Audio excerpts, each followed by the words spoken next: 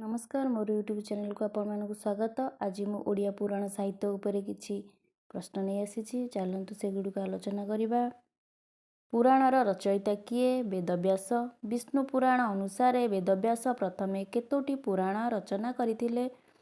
1 वेदव्यास प्रथमे जो पुराणटी रचना करथिले ताहार नाम कौन? पुराण संहिता। पुराण संहिता परवर्ती काल रे केतोटी पुराण रे परिणत होईछि? 18टी पुराण रे। पुराणर अनुवर्तन बा अनुसरण रे लिखित ग्रंथर नाम कौन? अष्टादश उपपुराण। जहा पुराणा ताहा पुराण।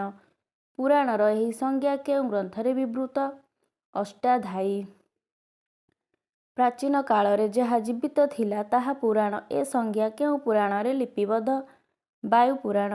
मुनि ऋषि मानक मुख निसृत बाणी जेउथिरे लिपिबद्ध ताहा पुराण नामरे अभिहित बोली केउं प्राचीन कवि कहिचंती? बलराम दास। केउंटी सर्वप्राचीन वैदिक साहित्यर एक सार्थक लोकप्रिय रूपांतर? पुराण साहित्य। वेद जनसाधारणଙ୍କର बोधगम्य होई न पारिबारु परवर्ती जुगरे वेदमंत्र को सरल करी केउं साहित्य रचित ହେଲା? पुराण। वेदर विकल्प भाବରେ रचित होइथिबा दृष्टिरु पुराण को केउं आख्या दिया जाए? पंचम वेद। वेदर बाणी को साधारण लोक पर्यंत पहुँचाइबा काहार लक्ष्य? पुराण साहित्य।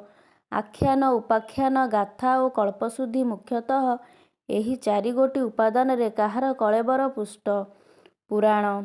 केउं साहित्य कालक्रमे बहु परिवर्तन देई एवं किछि नूतन तथ्य आहरण करी वर्तमानर रूप धारण करिछि?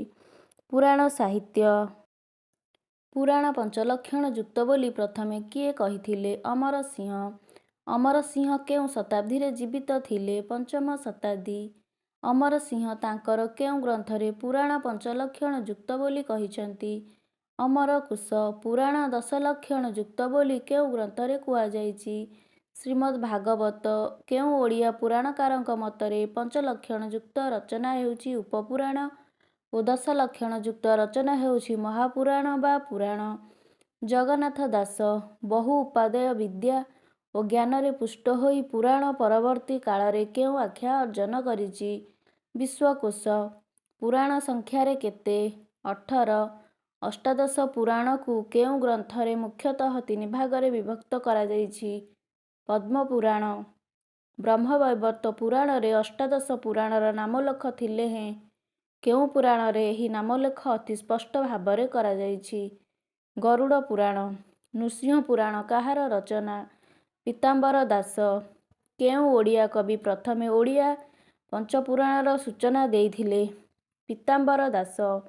पीताम्बर दासଙ୍କ पंचपुराण संपर्कीय सूचना सेते स्पष्ट नथिबारु एहाकु स्पष्ट किए କରିଥିଲେ? गौरांग दास। गौरांग दास निजर केउं पुराणरे ओडिया पंचपुराणर नाम स्पष्ट भावे उल्लेख करिसंती? दामोदर पुराण। गौरांग दास पीताम्बर दासଙ୍କର कौन हुअंती? पौत्र। पुराणर पंचलक्षण मध्यरे प्रथम लक्षणटी कौन? सर्ग।